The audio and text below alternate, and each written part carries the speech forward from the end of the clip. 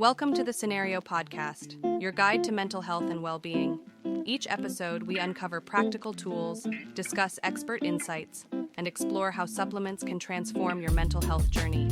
Get ready to learn, grow, and thrive with us. Welcome back to the Deep Dive. We've got quite a stack of sources in front of us today. Yeah, it looks like articles and research findings. All focusing on one, pretty interesting molecule. S-adenosylmethionine. Or SAMe, as most people probably know it. Easier to say. Much easier. Yeah. So our mission here is basically to unpack all this material together. Figure out what SAM actually is based on these sources. Right, and how they describe it working in the body. Huh. And crucially, what the science in these specific sources says about its potential benefits. Especially around mood, which seems to be a big focus here. Exactly. We really want to pull out the most important nuggets of knowledge for you. And it feels timely, doesn't it? It really does. So many people are looking into natural ways to, support their mental well-being. Mm-hmm. And understanding compounds like this, getting informed insights, is super valuable. Cutting through the noise. Yeah, and these sources definitely suggest soundness is something the scientific community is paying attention to. Okay, let's unpack this. What is SAM, fundamentally, according to what's here? Well, what's fascinating, and the sources stress this, is that it's something our bodies make naturally. Oh, right. Not something external we have to get. Exactly. The articles explain it's synthesized, built from methionine, that's an amino acid, and ATP. ATP, okay. The body's energy currency. Right. So it's made right inside our cells from these basic building blocks we already have. So it's part of our natural internal chemistry. And these sources mentioned it's not static, right? It's in a cycle. Yeah, the SAM cycle. They describe it as being constantly made, used up, and then recycled. Huh. And you find it just circulating around? Yep. In your blood, in your spinal fluid. It's fundamental. And that cycle, that constant turnover, points to its importance, I guess. What's its main job? Its primary role, according to these sources, is as a molecular donor. It gives away bits of itself. Gives away chemical parts. The sources talk about methyl groups a lot. Exactly. Methyl groups. And that Yeah. sounds small, but it's like a huge deal in biochemistry. Why? What do they do? Well, these tiny groups are involved in just countless reactions. The sources highlight things like gene expression. Like switching genes on or off. Precisely. And also making other essential molecules the body needs. So really foundational stuff. Okay, so it's doing critical work at the cellular level. Definitely. And while the methyl donation is the big focus in these articles, especially for mood, Yeah. they do also mention it can donate other bits like adenosyl groups and amino groups, Okay. which means it can help out in, a wider variety of chemical reactions. But methylation seems key for the effects we're discussing. Got it. So a natural, very busy molecule donating key chemical pieces. And these sources seem to strongly suggest that the amount you have matters. They really draw a direct line there, yeah. The material points to research linking lower than normal SAMe levels with several health conditions. Okay, like what? Well, various liver diseases are mentioned, things like fatty liver, nose-ash. That's non-alcoholic steatohepatitis. Right, and even cirrhosis. Also chronic kidney disease, CKD. Wow. Coronary artery disease, CAD affecting the heart, and significantly for our discussion, depression and mood disorders. And even things like dementia and Alzheimer's. Neurodegenerative conditions. They're mentioned in that list too, yes? There are quite a range of conditions linked to low levels. It is. So the implication then from reading this is that if low SAM is connected to these problems, maybe boosting SAM could potentially help. That's exactly the thinking. Mm-hmm. That correlation is what sparks the interest in SAM supplements as a potential therapeutic tool. Right. And it raises that important question. Mm-hmm. Okay, if we support the body's SAM elevels, how might that actually impact these different conditions? Especially mood, which seems to be the most studied aspect here. Okay. And the sources do give a bit of an overview of potential supplement uses. They do. They list support for depression, anxiety, even things like joint pain, liver health, cognitive decline. But they're pretty clear that the mood angle is where the bulk of the research, at least in this material, lies. Yes, that's where we can really dig in based on what's presented here. Let's do that. So focusing on mental health support. How do these sources say SAMe actually works? What's the mechanism?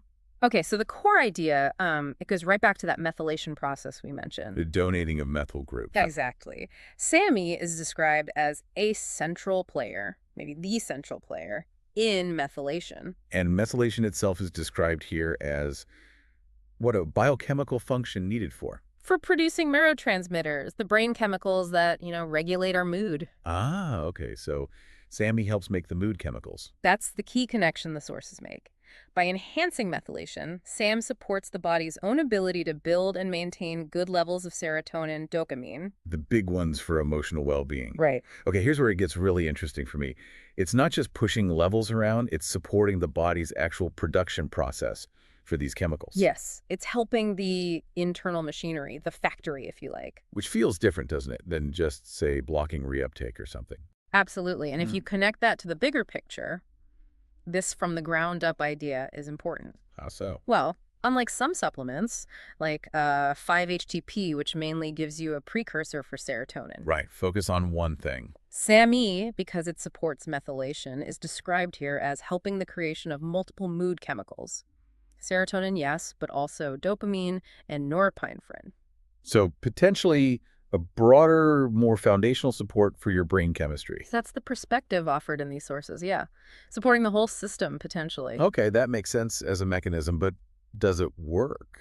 What about efficacy for depression symptoms, according to this research? They specifically mention a study published in the American Journal of Psychiatry, Right. and it apparently found SAMe was significantly more effective than a placebo at improving symptoms. Better than nothing. That's good. Yeah. How did it compare to standard treatments? Well, interestingly, the sources say that same study found its effects were comparable to prescription antidepressants for major depressive disorder, MDD. Comparable. That's Yeah. pretty significant. It is.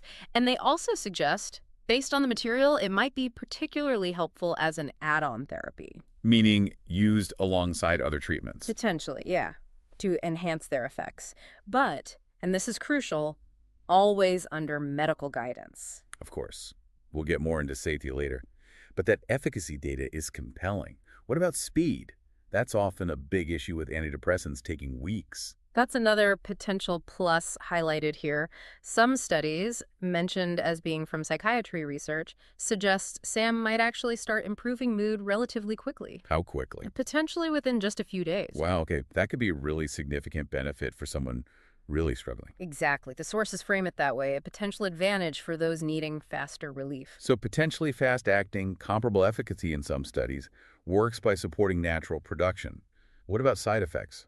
Tolerability? Generally described as well tolerated in these sources. Generally. Yeah.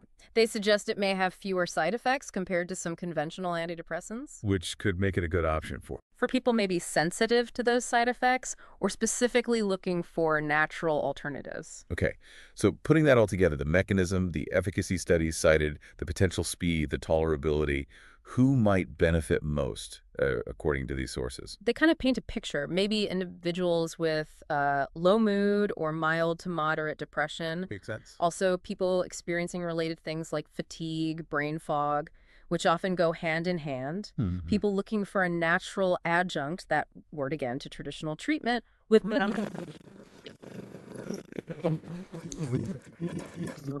situations where those methylation pathways might be under strain. Okay, that gives a clearer idea. But look, anything that affects brain chemistry needs careful consideration. Safety, dosage, timing. What do the sources absolutely hammer home here? This is definitely the read the fine print section, and it's critical. They issue a very clear serial warning right up front. Which is? SAMe can interact with certain medications, period. Any specific type they call out? Yes, they particularly highlight potential interactions with SSRIs. Selective serotonin reuptake inhibitors. Yeah. Very common antidepressant. Exactly, and sources state in no uncertain terms, SAMe should not be combined with antidepressants without medical supervision. Not a suggestion, a must. Absolutely mandatory guidance from this material. The risk of something like serotonin syndrome is too high. Okay, that's a huge red flag to be aware of. Any other major risks mentioned? Yes, a very important one.